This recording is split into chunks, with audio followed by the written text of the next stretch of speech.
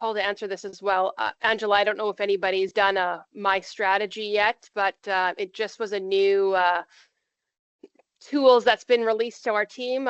Training has just started over the past, I'd say 6 weeks, 6 to 8 weeks. So yeah, Paul, I don't know if you want to speak on My Strategy, that it also is a good idea for genetic advisors to work with producers on My Strategy and its benefits that it has. Yes, and there's two pieces to that too, Krista, which I really liked about the My Strategy piece, which is the in a sense to explain what that is. It's Semex Works, but I guess they could say Semex Works 2.0. It's the revision of it. It's the modernized version, and it requires sit down with producers to go through their own farm numbers, whether it comes to the repro side, the production side, the cost of production side. You try to incorporate as much as you can.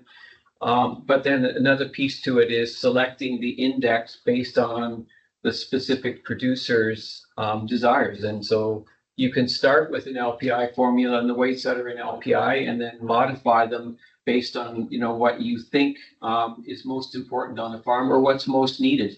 And so in this particular case, if you're referring back to Angela's question, we could put some actual weight on milk yield. We could take it off fat. You could take, I think lots of producers right now, when we have this conversation, are actually shifting some of the emphasis from fat to protein because we know that's what's required. But the other one that is important, if you want more protein, a good way to get it is to get more milk because we can't do quite as much change fat or protein percent as we can fat.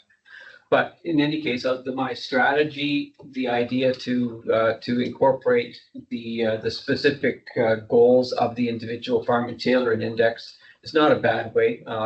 LPI, Pro Dollar, they're not necessarily perfect for any. They kind of summarizes what the average needs are, but it's not.